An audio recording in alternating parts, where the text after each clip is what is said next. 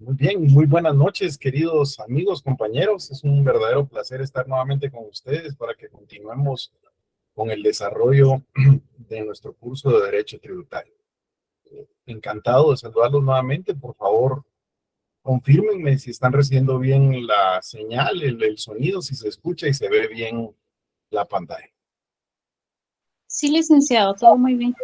Excelente. Pues bienvenidos. Como Buenas ustedes se noches, Nick, recordarán, ¿todo bien? gracias, buenas noches a todos. Les decía que como se recordarán en la última sesión, en la última clase, estuvimos platicando un poco sobre qué son los tributos. Este es un tema realmente importante porque es la base del curso de Derecho Tributario. Y por eso me pareció interesante que recordáramos que, según lo que platicamos, la doctrina, la literatura jurídica especializada nos indica que llamamos tributos a todas aquellas, digamos, aportaciones obligatorias que el Estado le impone a sus habitantes para que a través de esos pagos que ellos realizan pueda obtenerse los recursos necesarios para poder prestar los servicios públicos y con ello que el Estado cumpla con las obligaciones que le han sido encomendadas. Y nos explican en la doctrina los autores que existen tres clases de tributos. Doctrinariamente se habla de los impuestos, explicándonos que los impuestos son tributos que de alguna manera lo que hacen es que generan la obligación de pago, pero esta obligación de pago es genérica, es decir, se le impone a todas las personas y no existe a cambio de ese pago que realizan las personas una contraprestación directa que el Estado les dé en el momento en el que hacen el pago, sino que con las sumas de dinero que los habitantes pagan a través de los impuestos, lo que se hace es que se forma un fondo común, de tal suerte que de ese fondo común es de donde a través de las normas presupuestarias se logra que se distribuya a todos los órganos públicos que conforman al Estado y de esa manera se logre eh, que estos cuenten con los recursos necesarios. Así que la característica de los impuestos es que se establecen como pagos obligatorios impuestos por el Estado, eh, digámoslo de esta manera, sin que exista una contraprestación directa de parte del Estado hacia el particular en ese momento. Ahora bien, hay otra clase de tributos según la doctrina que le denominan las tasas. El tema con las tasas es que, según la doctrina, las tasas son tributos que el Estado le impone obligatoriamente a las personas como un pago que éstas realizan, ahora sí, como una contraprestación o a cambio de una contraprestación de un servicio que en ese momento les proporciona o les presta el Estado. Eh, las tasas, en lo personal, a mí me parece uno de los tributos más claros o más interesantes que hay, porque de alguna manera el particular puede visualizar que por el pago que está haciendo en ese momento, el Estado le está proporcionando un servicio público. Decíamos, en el caso de los servicios municipales, cuando uno hace el pago, puede hacer uso del servicio de transporte público. O, por ejemplo, cuando uno solicita una licencia de construcción, el órgano administrativo, por hacer las gestiones necesarias y extender esa licencia, le cobra una tasa. O, por ejemplo, cuando uno va a un registro público y solicita una certificación, pues uno paga porque le extiendan esa certificación. Así que las tasas son tributos donde el particular ve directamente la contraprestación que el Estado le está proporcionando. Y esa es precisamente la diferencia con los impuestos, donde cuando uno paga un impuesto, pues uno hace la contribución porque la ley así lo impone y es obligatorio que se haga el pago como tal, pero no ve en ese momento una contraprestación directa, sino que lo que hace es colaborar con el financiamiento de todas las actividades públicas. Y por último, pues en la doctrina se habla de las contribuciones. Las contribuciones son tributos que el Estado le impone a los particulares como una obligación, pero en este caso es por los beneficios que estos van a obtener de servicios públicos que el Estado presta a un grupo de personas o por obras públicas que el Estado realiza.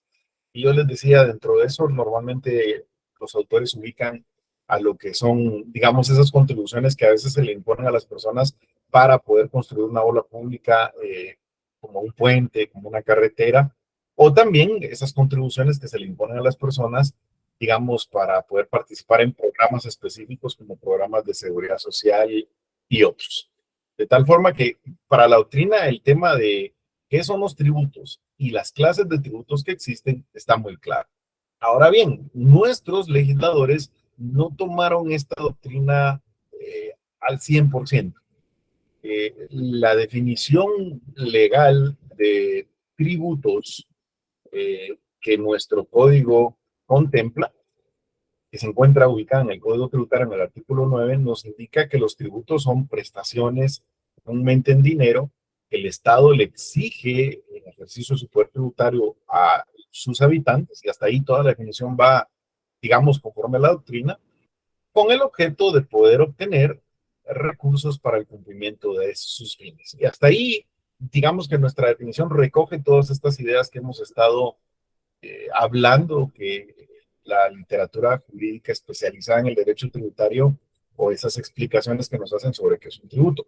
Donde nuestro código se separa de la doctrina es en la clasificación, porque nuestro código también clasifica los tributos en tres distintas clases y contempla en su artículo 11 los impuestos, indicándonos que estos son todos aquellos tributos que tienen como hecho generador una actividad general del Estado que no está directamente vinculada o concretamente relacionada con el contribuyente. En otras palabras, quiere decir, o lo que nuestro legislador nos está diciendo ahí es que no recibe en ese momento el contribuyente una contraprestación por el pago que está realizando. O sea, hasta ahí vamos igual que en la doctrina.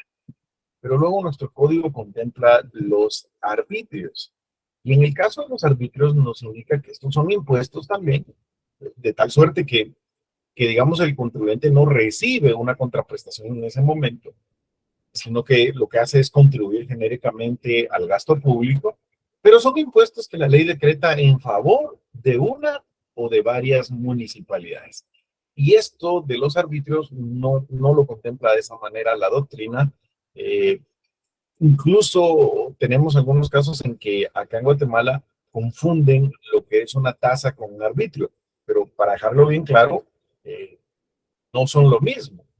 Los arbitrios son, según la definición que hace el artículo 2 en nuestro Código Tributario, son impuestos, es decir, son pagos obligatorios que el Estado le exige a sus habitantes, y que no están directamente vinculados con el que la persona que los paga, es decir, no recibe esa persona una contraprestación directa y por lo tanto no son tasas. La característica de los arbitrios legalmente es que son impuestos que han sido decretados por ley, pero en favor de una o de varias municipalidades, como decíamos en la última clase. Por último, pues nuestro código contempla las contribuciones especiales, que realmente las subdivide o las establece dentro de dos clases. Habla de las contribuciones especiales de forma general y luego regula el artículo 13 también una clase especial, podríamos decir, que se denomina contribuciones especiales por mejoras. En este caso, nos explica o regula el código que en el caso de las contribuciones especiales, estos son tributos que tienen como determinante del hecho generador, o sea, lo que genera la obligación tributaria, esos beneficios directos que puede recibir una persona en virtud de la realización de obras o la prestación de servicios públicos. Y hasta ahí se va con la definición general de contribuciones que nos hace la doctrina. Y luego agrega una clase especial de contribuciones especiales que le denomina contribuciones especiales por mejoras. Y en este caso, al definirlas, pues establece que estos son tributos que son establecidos por ley para costear, o sea, la idea es obtener los recursos necesarios para poder construir una obra pública que va a producirle plusvalía inmobiliaria a cierto grupo de personas. Y que esa plusvalía inmobiliaria, es decir, ese aumento en el valor de los bienes inmuebles de estas personas, permite o justifica el que se les haga el cobro de este tributo en específico a esas personas que se van a ver beneficiadas por esa plusvalía inmobiliaria. En cualquier caso, las contribuciones especiales por mejoras tienen que ser creadas mediante una ley por el Congreso de la República y deben, a ver, o tienen dos límites. El primero, el monto total que se recaude por contribuciones especiales por mejoras nunca puede superar el costo de la obra, porque la finalidad de estos tributos precisamente es esa, costear la construcción de una obra pública. Y en todo caso, el monto individual que se le cobre a una persona o a cada persona no puede superar su capacidad de pago. Que, pues como veremos, eso es en general un principio del derecho tributario guatemalteco, reconocido incluso a nivel constitucional. De tal suerte, mis amigos, que concluimos en la clase anterior que nuestra legislación, nuestra ley, nuestro código tributario, se separa un poco en cuanto a la doctrina de lo que es la clasificación de los tributos. Si en la doctrina, aquí lo pusimos lado a lado, si en la doctrina se clasifican los tributos como impuestos, tasas y contribuciones, en nuestro código la clasificación que se hace de los mismos es de impuestos, arbitrios y contribuciones especiales. Y yo diría que el mayor problema que encontramos en cuanto a esta clasificación, ¿verdad? Doctrinaria, perdón, o en cuanto a esta diferenciación de nuestro código con lo que son las clasificaciones doctrinarias, radica en que nuestro código no contempla no contempla la posibilidad de considerar a las tasas como tributos. En otras palabras, legalmente, según nuestra ley, legalmente las tasas no se consideran tributos. Y aquí quiero hacer bastante énfasis en esto, mis amigos, porque casi siempre ponemos por ahí una pregunta en el examen o el primer parcial y les pongo, según su opinión, y lo visto en clase, las tasas son tributos en el derecho guatemalteco. Y bueno, los que han estado conmigo en la clase saben claramente de que las tasas no las podemos considerar como tributos en el derecho guatemalteco, porque nuestro derecho, nuestro código tributario no las contempla como tales. Y por lo tanto tienen otro régimen jurídico y no les aplican las normas y principios del derecho tributario.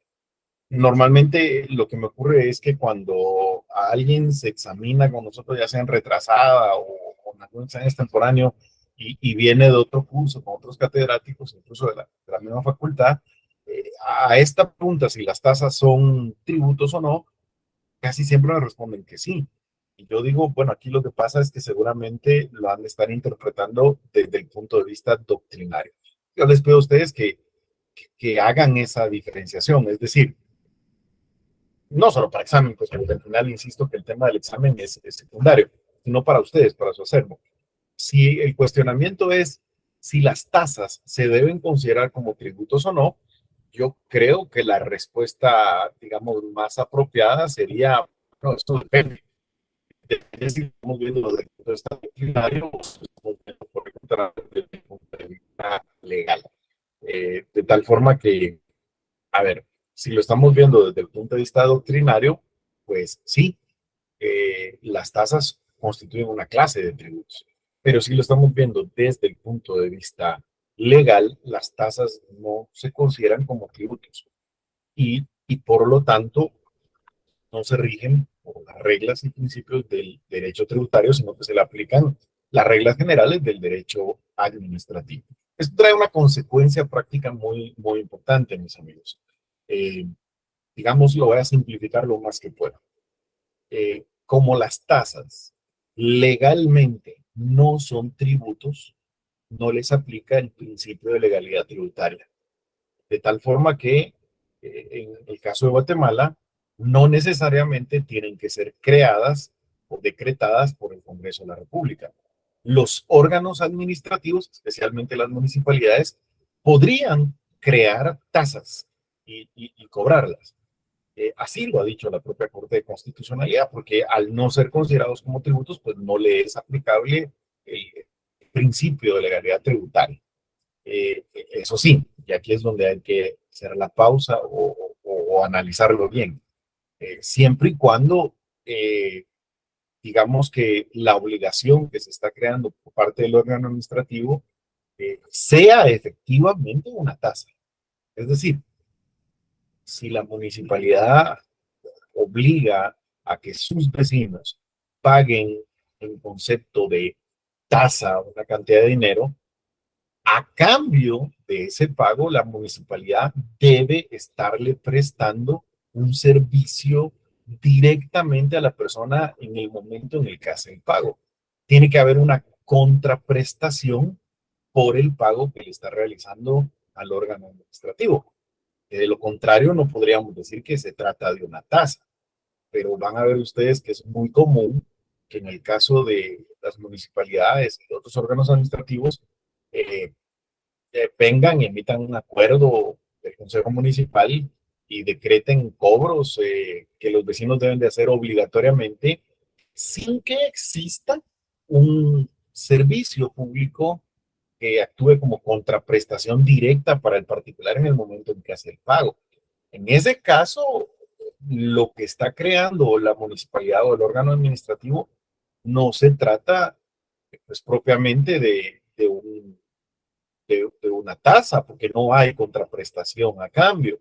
En ese caso, la municipalidad está decretando un pago obligatorio para obtener fondos para poder prestar los servicios públicos. Es decir, en ese caso, la municipalidad estaría prácticamente creando un tributo y eso no lo puede hacer legalmente porque vamos a ver, porque el principio de legalidad tributaria básicamente nos indica que los tributos solamente pueden ser, digamos, decretados por el Congreso de la República mediante una ley.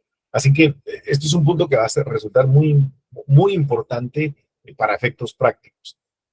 Como nuestro código tributario no contempla las tasas como una clase de tributo, no les aplican las reglas del derecho tributario y por lo tanto los órganos administrativos sí pueden crear tasas, pero mucho cuidado con esto.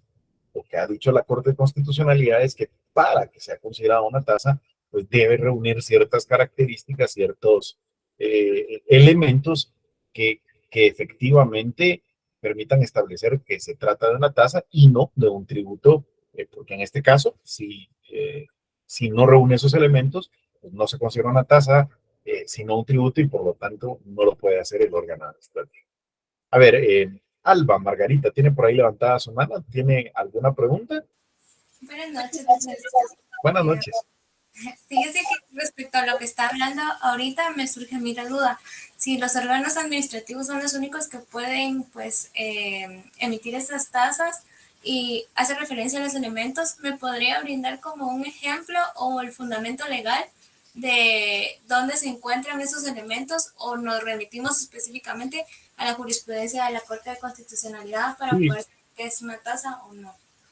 efectivamente, no hay ninguna, a ver, no hay ninguna norma jurídica que nos defina, en el caso de Guatemala, que es una tasa. Eh, lo que tenemos son sentencias de la Corte de Constitucionalidad donde ha hecho el análisis respecto de qué debemos considerar como una tasa y cuáles son los elementos que debe cumplir. Brevemente yo lo voy a tratar de simplificar porque tenemos una clase específica para eso. Hoy algo sobre el tratamiento de las tasas y en qué casos sí se pueden considerar y en qué casos no se pueden considerar. Brevemente yo le resumo. La idea general es que para que se considere una tasa, tiene que haber una contraprestación directa de parte del órgano administrativo en el momento en el que se realiza el pago, porque de lo contrario no podría ser considerado como una tasa. Ahora, estoy simplificándolo, porque, insisto, A ver, la Corte de Constitucionalidad a veces enreda muchísimo las cosas, ¿oye? Y hay casos en los que uno dice, bueno, eso no es una tasa, porque ahí la municipalidad no está dando ningún servicio.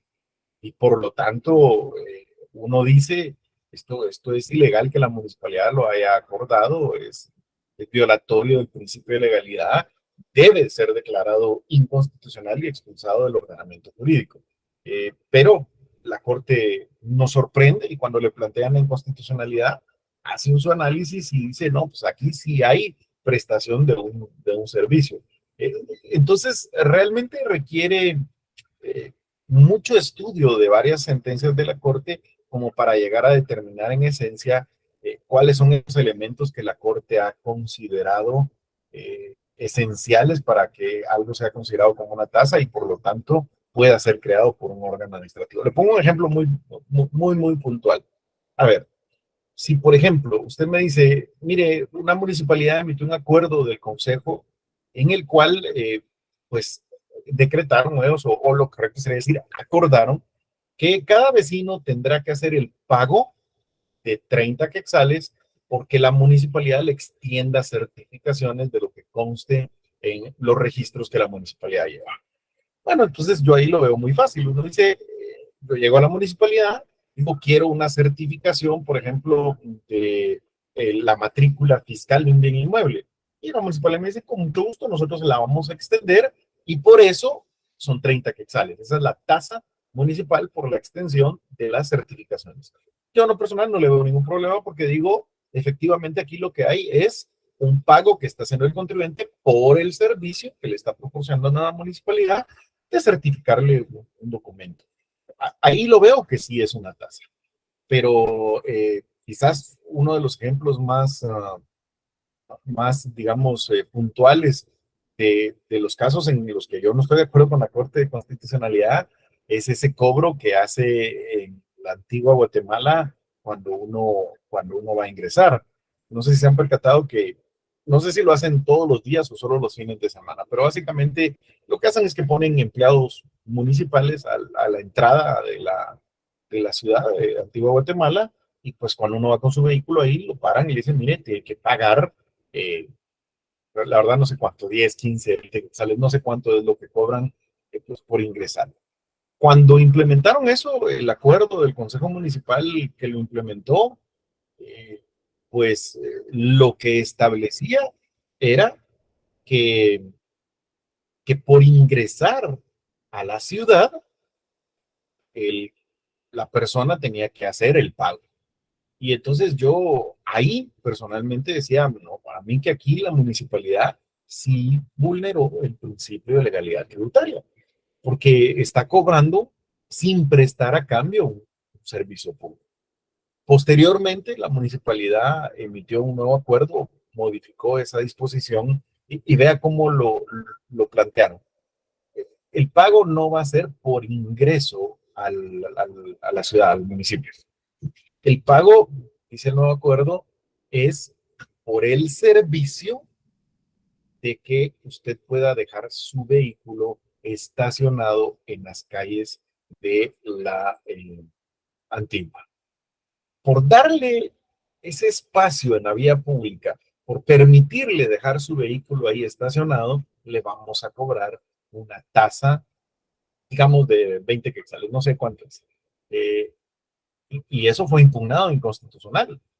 Se planteó la inconstitucionalidad y la Corte dijo, en este caso, sí estamos ante una tasa. Y el análisis que ellos hicieron es, efectivamente, las calles de la ciudad son públicas y por lo tanto están bajo la administración de la municipalidad y aquí la municipalidad está proporcionándole a las personas un espacio en el cual ellas pueden dejar su vehículo, porque si no se los proporciona la municipalidad, pues tendrán que buscar, digamos, un parqueo privado donde dejarlo. De tal forma que al proporcionarles ese espacio para parqueo, la municipalidad le está proporcionando un servicio público. Y entonces el pago que ellos realizan es una contraprestación por ese servicio que están recibiendo y por lo tanto si es una tasa y declaró sin lugar la inconstitucionalidad que se planteó. Yo la verdad tengo mis serias dudas, no me parece que la municipalidad ahí esté prestando un servicio como tal.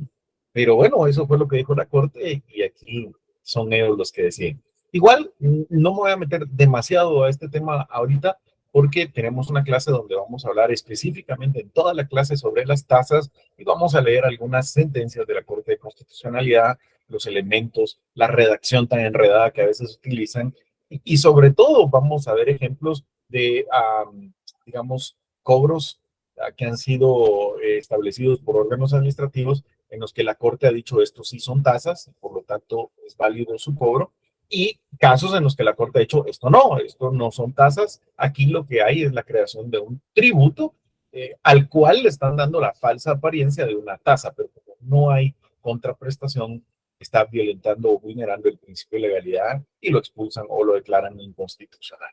Seguro que vamos a profundizar un poquito más, pero de momento quedémonos con esa idea de que una reforma futura habrá que analizar nuevamente, habrá que definir legalmente qué son las tasas y definir si vamos a permitir que los órganos administrativos creen las tasas o no, porque eso se puede prestar, como de hecho ocurre a abusos, arbitrariedades. En fin, de momento por ahí nos quedamos en la clase anterior. Yo quisiera avanzar un poquito el día de hoy con que puntualizáramos esto. El concepto legal de tributo, entonces, ahora enfoquémonos solo en la ley. Dejemos de un lado, por un momento, todo lo que hemos visto de la doctrina y todo lo que hemos, digamos, platicado hasta el momento de qué son los tributos en una doctrina. Si tomamos únicamente lo que el Código Tributario establece, sobre todo, pues en ese artículo que leímos, el artículo 10 sobre la definición de lo que es un tributo, y también el artículo segundo que contiene algunos principios, sobre todo el principio de legalidad.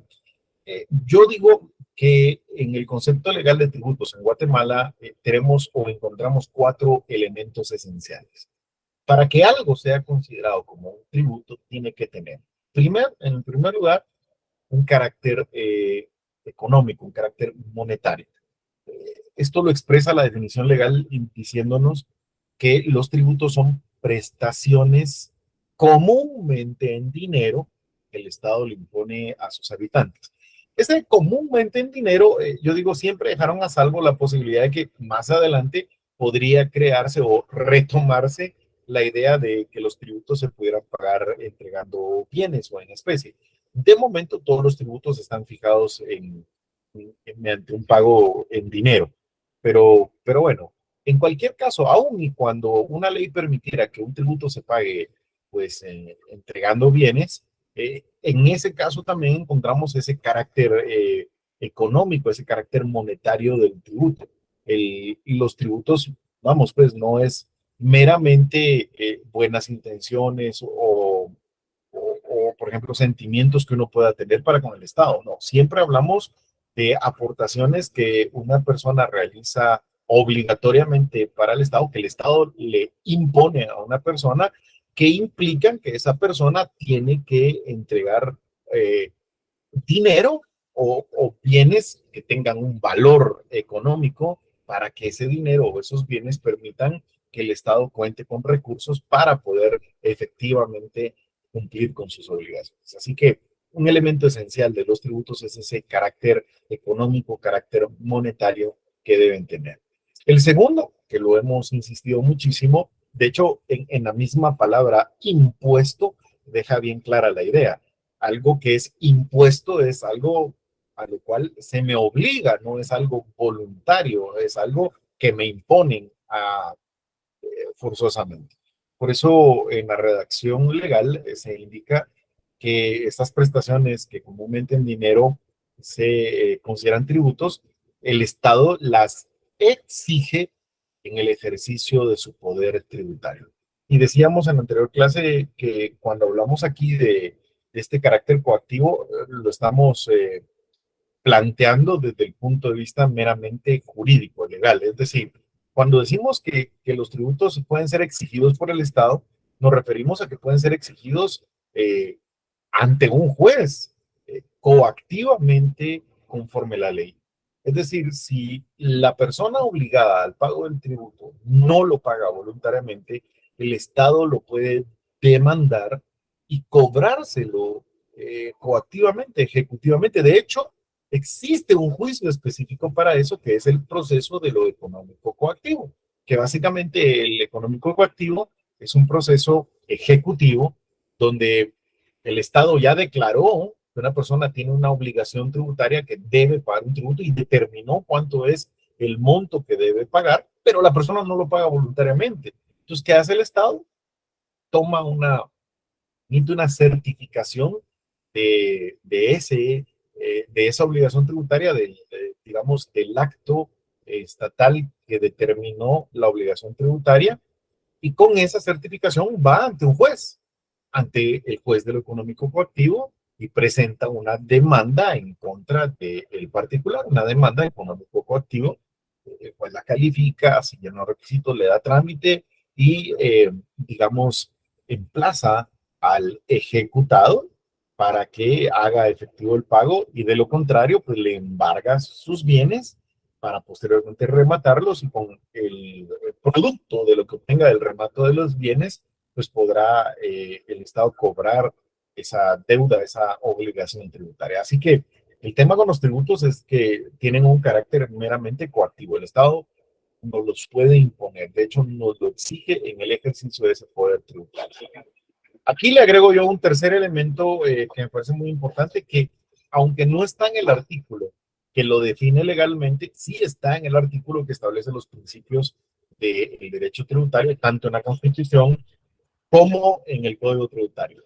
Y, a ver, en virtud del principio de legalidad, decimos que no puede haber un tributo si no existe previamente una ley emitida por el Congreso de la República que decrete ese tributo y establezca las bases para su recaudación. Dicen con la expresión latina los autores, nullum tributum sine praevia ley. No hay tributo sin una ley previa. De tal forma que un elemento esencial a los tributos en Guatemala es que estos deben ser creados, decretados, y las bases de su recaudación deben de ser establecidas por el Congreso de la República mediante una ley. No puede haber creación de un tributo con disposiciones administrativas o gubernamentales o municipales. Aunque yo hago la salvedad que, según lo que hemos platicado, el problema aquí es que las tasas no se consideran tributo en el caso de Guatemala, y de alguna manera esa laguna o esa, no sé cómo decirle, esa regulación de nuestro código, que me parece errónea, permite que a veces existan órganos administrativos que crean verdaderamente tributos con disposiciones administrativas y pretenden exigirnos el pago, pero vamos, sin cumplir con el principio de legalidad.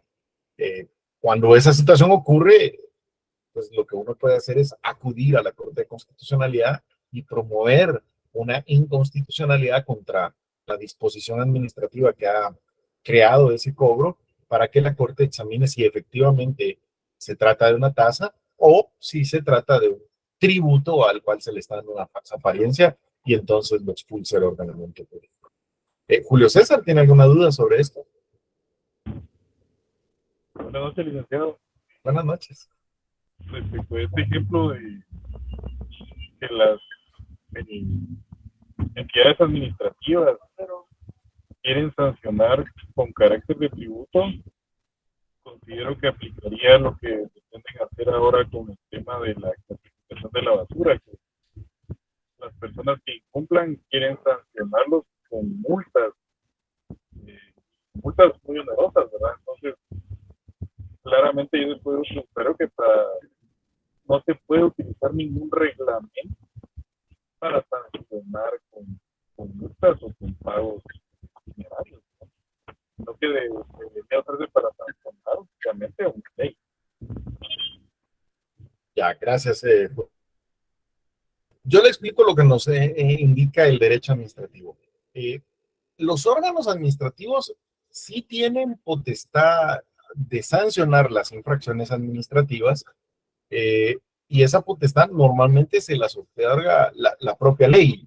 o sea, decretos del Congreso de la República y se desarrolla a través de reglamentos. Claro, esa potestad en el derecho administrativo nos explican que tiene límites y está sujeta a ciertos controles, a cierta racionalidad. En cualquier caso, quiero que noten aquí la diferencia esencial entre lo que es un tributo y lo que es una multa que se impone como consecuencia de una infracción administrativa. Esto es muy importante y para eso, eh, a ver, necesitamos el último elemento de la definición de tributo. Si se dan cuenta, en el último elemento aquí en la diapositiva, yo les puse que los tributos tienen como característica ese carácter contributivo. Es decir, lo que ocurre con los tributos es que ese pago que nos impone el Estado nos lo impone para obtener recursos para poder cumplir con sus fines. La finalidad de un tributo siempre va a ser proveerle de recursos a el Estado para que el Estado pueda cumplir con sus fines. Ahora bien, las multas no tienen esa finalidad, o voy a corregirme yo mismo. Las multas no deberían de tener esa finalidad. Esa sería la mejor forma de decirlo. ¿Por qué? Porque la idea de una multa no es que el Estado obtenga recursos a través de ella. La idea de una multa es sancionar a una persona por haber infringido una norma, en este caso una norma administrativa. Por lo tanto, cuando se establece una obligación administrativa, sí se permite en el derecho administrativo que se regule que la infracción de esa norma administrativa puede ser sancionada con la imposición de una multa. Insisto, ahí hay muchísimo que hablar sobre la racionalidad, el monto de la multa, quién la puede imponer, el procedimiento, muchísimas otras cosas. Pero lo que quisiera decirle es que, digamos que el ataque a esa multa no podría ir dirigida diciendo que se trata de un tributo y que por lo tanto violenta el principio de legalidad tributaria, porque la multa, esta que estamos hablando, no está creada, digamos, con la intención de proveer recursos al Estado, sino que ha sido creada como una sanción, una consecuencia de haber infringido la norma administrativa. Solo por el orden, vamos a escuchar la pregunta de Juan Francisco y luego le doy nuevamente la palabra a Julio César. Juan Francisco, usted tiene su mano. Sí, buenas noches, licenciada. Una pregunta. Fíjese que a mí me causa ahora una duda en relación a lo que sucedió en la pandemia, cuando el presidente de la República, Alejandro Yamatei, solicita a las empresas que otorguen beneficios como camas, sillas de ruedas, cosas así o equipos de respiración, y se las pide a las empresas. Yo a eso le digo casi, ¿verdad? Se les pide a las empresas con tal de exonerar estos impuestos que están en ley. Entonces, mi duda es cómo el presidente pudo haber hecho eso si eso no lo puede hacer él como mandato. Esa es mi pregunta. No, bueno, Gracias. yo creo que usted mismo se la respondió, eso no lo puede hacer legalmente. O sea, usted no le puede, presidente no puede decirle, mire, para exonerarlo de un tributo, usted de estos bienes. No, vamos a ver. El tributo tiene una forma de pago que es básicamente la ley establece cómo se debe pagar, en qué fecha y en qué monto. Y por lo tanto, no se puede sustituir esa forma de pago por otra. Lo que sí es cierto es que la ley, la Constitución, le da la potestad al presidente para exonerar de multas y recargos en el caso de los tributos. Y el Congreso podría emitir una ley que exonere el pago de algunos tributos a empresas, pero sustituirlo no. No tengo conocimiento de que haya hecho eso el presidente, pero si lo hizo, yo diría de que no fue legal. Es decir, exigirles que les dieran bienes y que a cambio él iba a exonerar de ciertos impuestos, no es legal, no sería legal, Juan Francisco. Julio, ¿usted quería comentar algo más, Julio César? Sí, gracias. Y lo que tal vez no escuché bien el comentario, o sea, mi punto iba enfocado a que precisamente estas multas que ellos quieren imponer, pues no son carácter de tributo, ¿verdad? Pero el comentario que yo quería dar era que por naturaleza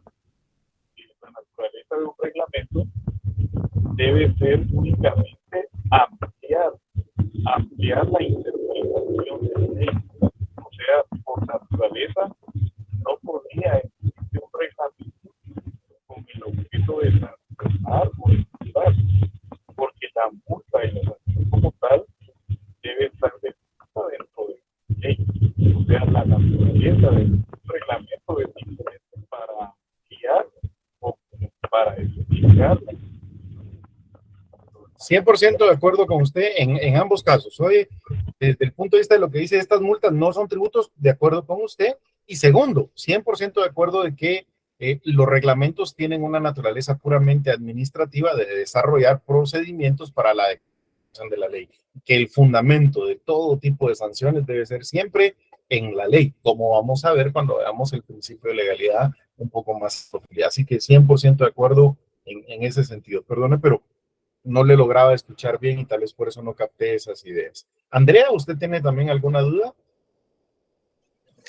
No duda, licenciado, solamente para aportar de que el reglamento del que habla el compañero, pues regula de que la multa por esta infracción va a ser regulada por medio de un proceso administrativo, ¿verdad? Y pues ahí ya nos pasamos a materia administrativa.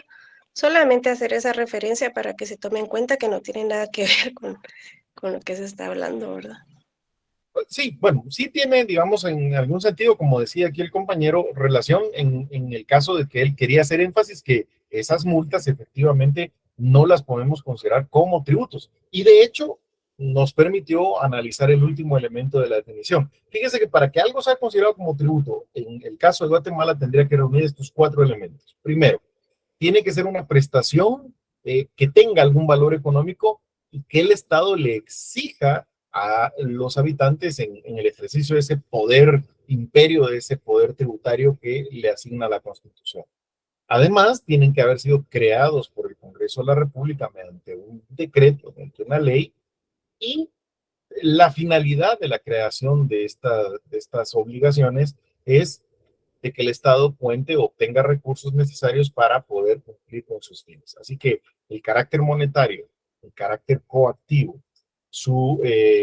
digamos, que se rigen por el principio de legalidad y su carácter contributivo hacen que algo pueda ser considerado como un tributo o no en nuestro ordenamiento jurídico. Esas serían las características que tendría que reunir algo para que lo consideremos como un tributo.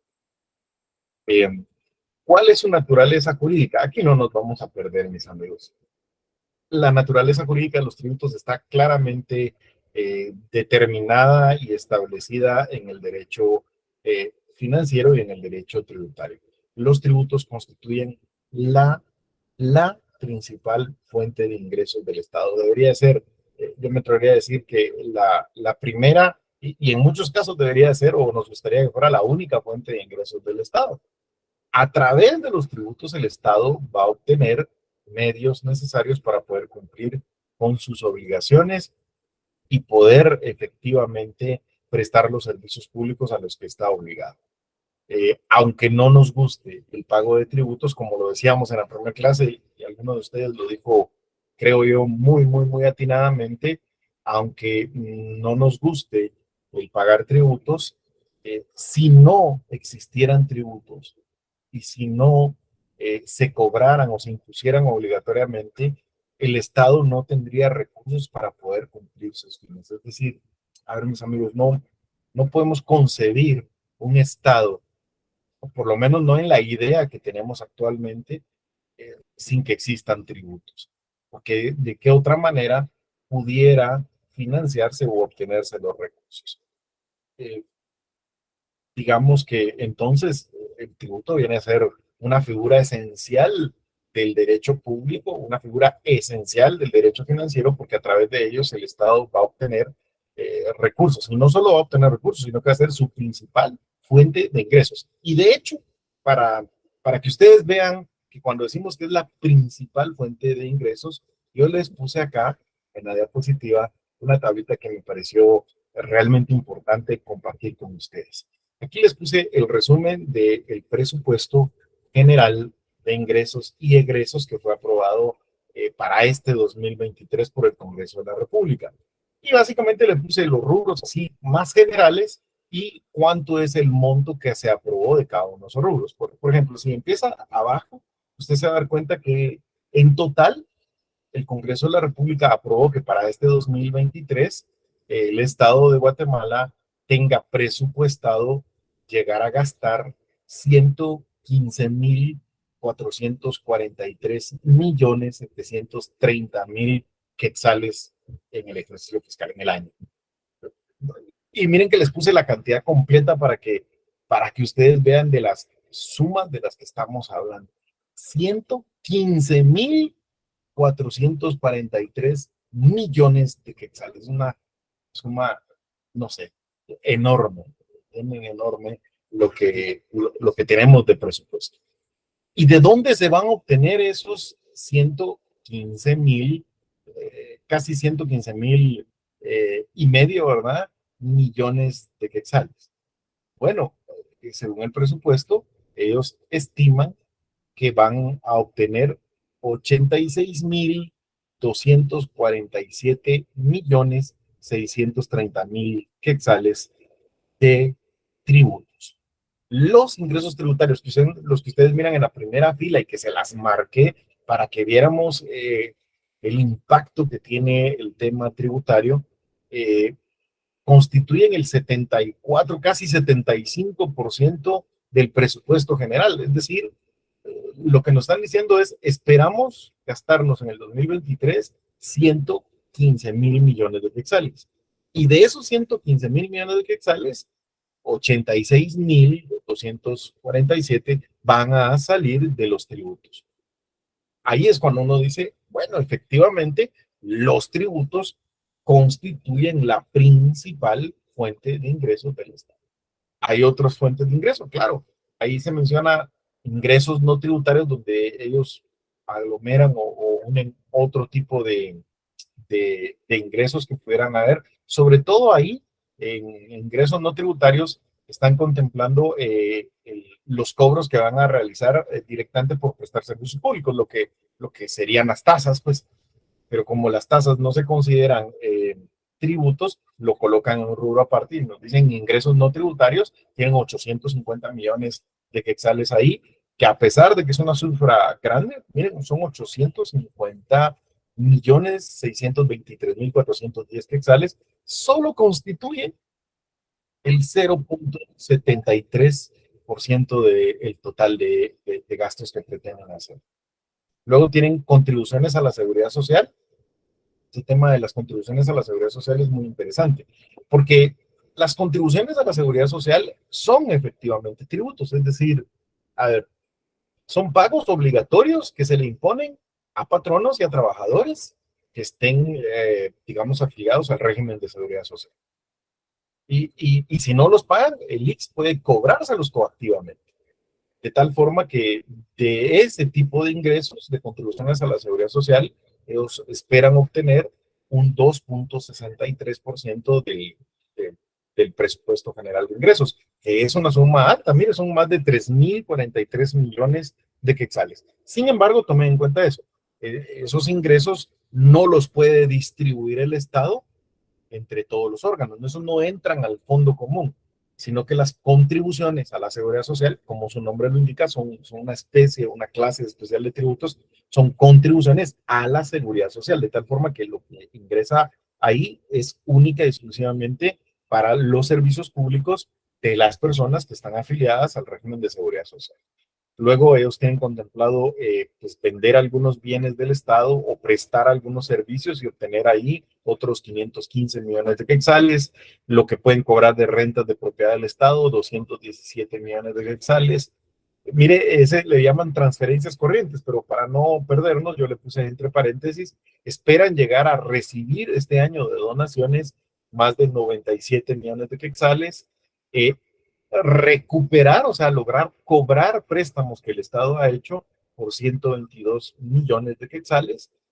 Este me encanta. Mire, dice disminución de otros activos financieros. Y entre paréntesis, mejor le puse que es el dinero que en el momento en que se aprobó el presupuesto, que fue el año pasado, en el 2022, estaba en caja o que el Estado tenía en bancos y pues que se lo van a gastar en el 2023, son otros 8,477,872,000 quetzales que lo tenían ahí en caja y bancos y que pues obviamente presupuestaron gastárselo.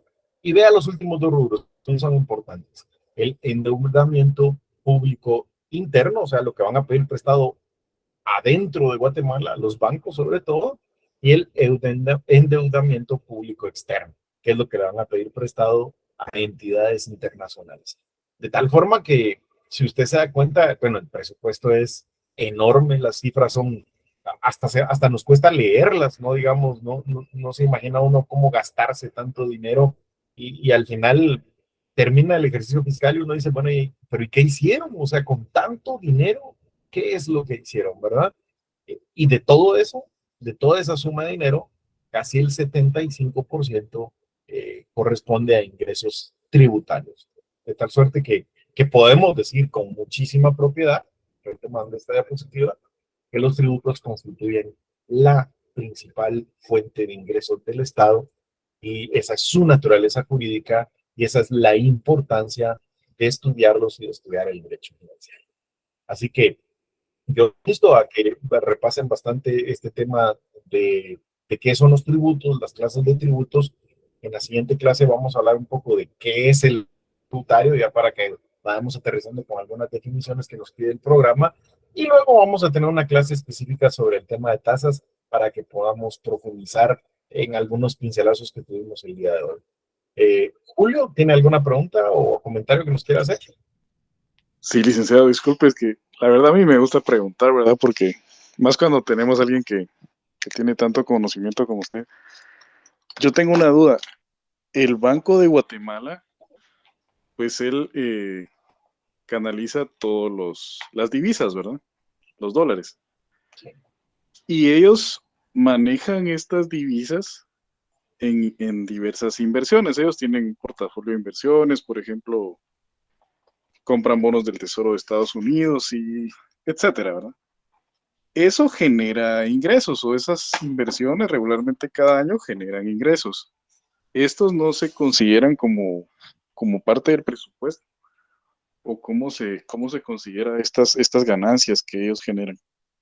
Sí, Julio, sí, gran parte, o sea, se tienen que presupuestar, pero en todo caso entran en esos ingresos no tributarios, en el rubro que veíamos en la segunda fila, ingresos no tributarios.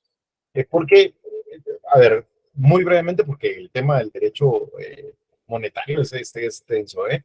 Para empezar, el tema realmente de las divisas no es en sí el Banco de Guatemala, sino que es la Junta Monetaria. La Constitución establece que la Junta Monetaria es a la que le corresponde definir la política cambiaria crediticia del Estado, de tal forma que es la Junta Monetaria. Ahora bien, no sé cómo, voy a tratar de simplificar esto. El tema es que esas divisas que ellos tienen no están ahí, digamos, para ser invertidas, porque al final de cuentas, recuerde usted que el Estado pues, no es una entidad privada que deba generar lucro o ganancia. Las divisas se tienen ahí por una cuestión de mantener estabilidad nacional. La Junta Monetaria lo que hace es controlar las reservas, las tiene en reserva para poder meter más dólares o sacar dólares de circulación y con eso manejar el tipo de cambio y mantener la estabilidad económica de Guatemala. Cuando ve que el precio del dólar está subiendo demasiado, entonces lo que tiene que hacer es sacar un poco de esos dólares o meter dólares para nivelar el precio del dólar y que el tipo de cambio no se nos dispare y no se nos vaya. Así que sí tienen dólares, pero no es tanto para el tema de inversión, sino que es un tema de manejo de política cambiaria para la estabilidad económica. La función del Banco de Guatemala es la función, bueno, es la mitad de función de un banco normal, es decir, por un lado, ahí es donde se maneja todo el dinero público, las cuentas del Estado, los depósitos del Estado, y por otro lado, esto es bien interesante, ya para cerrar la clase, se lo voy a dejar como anécdota o como tarea, si ustedes quieren. La idea inicial del Banco de Guatemala es que, pues, como su nombre lo indica, fuera un banco, de tal forma que cuando un órgano público del Estado, digamos una municipalidad o la Universidad de San Carlos, necesitaran dinero, podían acudir al Banco de Guatemala y pedirle dinero prestado. Y el Banco de Guatemala les prestaba el dinero y obviamente a cambio de eso les cobraba una tasa de interés y con eso pues el banco iba generando ganancias. Lo único es que como la finalidad no era como tal lucrar, sino de alguna manera es un banco público, era financiar a los órganos administrativos. Las tasas de interés pues tenían que ser razonablemente, digamos, bajas o más bajas que las que le cobraría una entidad privada. El problema fue que realmente había un endeudamiento fuerte de parte de los órganos y las municipalidades se acostumbraron a que todo lo que ellas trabajaban y los órganos administrativos lo hacían con base a préstamos del Banco de Guatemala. Entonces, en la reforma constitucional que se hizo en el 93, se hizo algo que bueno, yo, la verdad es que uno no termina de entender por qué hicieron esa reforma. En el 93 yo todavía no estaba graduado, muchos de ustedes, digo yo, todavía no pensaban en estudiar en Derecho, y quizás no le pusimos atención a esto, pero ahora cuando uno lo estudia para atrás, uno dice, ¿qué fue lo que pasó acá?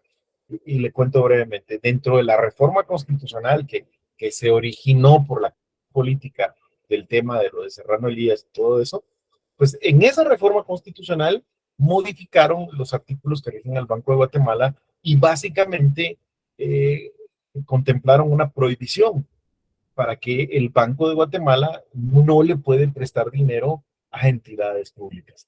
De tal suerte que ahora, cuando una municipalidad necesita dinero, pues lo que puede hacer es acudir a los bancos privados y pedirle prestado dinero a los bancos privados, lo cual es absurdo, ¿vieron?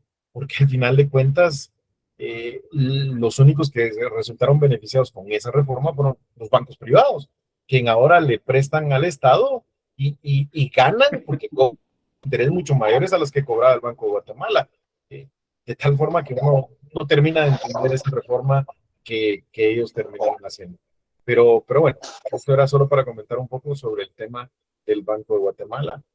Lamentablemente nos hemos quedado sin tiempo, mis queridos amigos, pero realmente es un placer estar con ustedes y seguimos siempre en la discusión de estos temas de derecho financiero el día martes, donde espero poder saludarlos a todos. Les mando un fuerte abrazo y les deseo un feliz fin de semana. Buenas noches. Buenas noches, Lic, gracias. Buenas noches, licenciado. Buenas noches, licenciado, y gracias. Feliz noche, Lee. Feliz noche, Liz. Feliz noche.